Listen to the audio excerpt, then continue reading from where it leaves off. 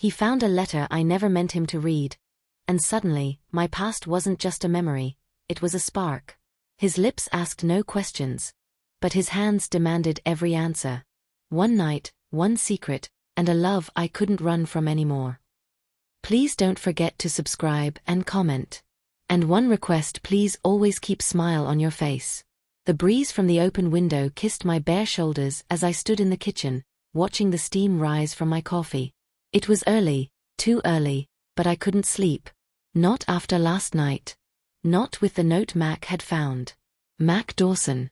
My boyfriend. My everything. We met 6 months ago in the most unexpected way. He was fixing his motorcycle in front of the bookstore where I worked, shirt soaked in sweat, arms covered in grease, and eyes like a storm. I'd walked out to ask if he needed help, and he gave me that grin. Mischievous, flirtatious, dangerous. Now here we were, living together in a downtown apartment, caught between morning routines and a love that felt too deep too fast. But last night, everything changed. He had been organizing some boxes in the attic, helping me unpack old things I hadn't touched since college. I heard the clatter of something falling, followed by a long silence. "Emma," he called, voice tight. I rushed upstairs, heart racing, wondering if he'd hurt himself. Instead, I found him kneeling beside a scattered pile of papers, a faded pink envelope in his hand. His eyes met mine. "You wanna tell me what this is?" The envelope. I hadn't seen it in years. I don't remember," I lied. He didn't say a word. He handed it to me and walked downstairs. Now, as I stood in the kitchen, I kept turning the letter over in my hands. I hadn't dared open it last night.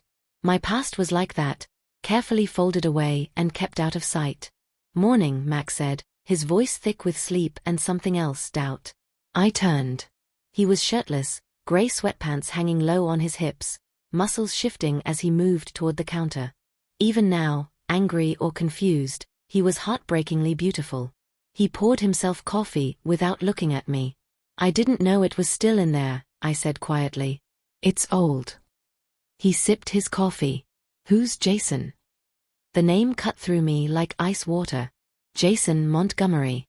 My high school boyfriend. But the note wasn't from him. "I thought it was from Jason," I said slowly, peeling the envelope open. "But the handwriting. It's not his." Mac set his cup down. "Then who?" I took a deep breath and unfolded the paper. My eyes scanned the faded ink, and suddenly I was back there, in that moment. "Emma, I know we can't talk about this, not here. But I meant everything I said last night. I've never touched someone like that before. I never felt that way until you. Please meet me again, behind the theater. Same time. No one has to know. I'll wait for you." It wasn't signed. My stomach twisted. "It wasn't Jason," I whispered. Mac stood still, watching. "I think it was Carter." Mac blinked. "What?" "Carter Hayes. My theater director's son. He was older, in college. I was 17. It was wrong." Mac stepped closer. "Did something happen between you?" I nodded slowly. He was the first man who ever made me feel like a woman. Not just some girl. We kept it a secret. He said he'd leave everything behind for me, but he never came that night. Mac leaned against the counter, arms crossed, muscles tense. "So this note, it was him asking for you?" "Yes. But I never saw it. I thought he just disappeared." Mac was quiet. Then his voice dropped, low and rough. "You loved him." "I thought I did."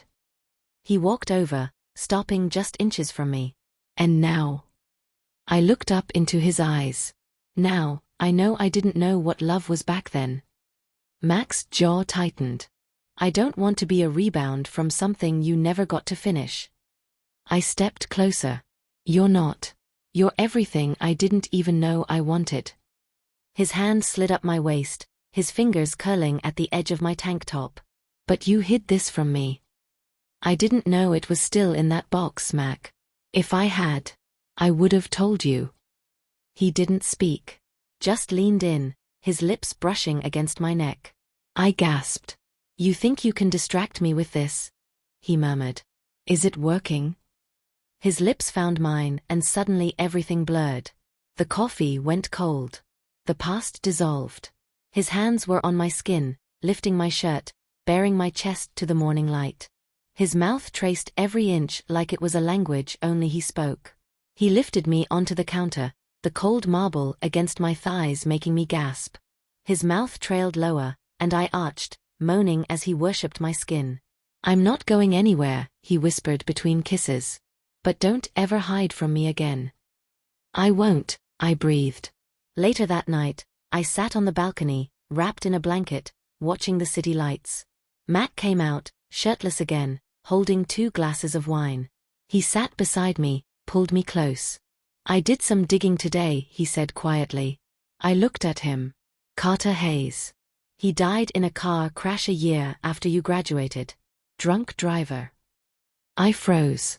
I didn't know, I whispered. Mac took my hand. I know you didn't. I wanted to know who haunted you. My eyes welled up. I didn't even know he still did. Until now. Mac stroked my hair, soft and slow. You don't have to be ashamed of your past. But I'm here now. And I want to make new memories with you, ones you don't hide in boxes. I leaned in. Then let's start tonight. We kissed under the stars, the city forgotten. His touch, slow and intense, like he was memorizing me all over again. That night, we made love like it was the first time. The kind that didn't just take off clothes, but peeled away fear, shame, regret. The next morning, I tossed the letter into the fireplace. Mac watched it burn, then pulled me into his arms. Whatever that note was, he whispered, lips brushing my ear, it led you to me. And that was the only thing that mattered now. Please press the bell icon for more interesting. Your love is my motivation.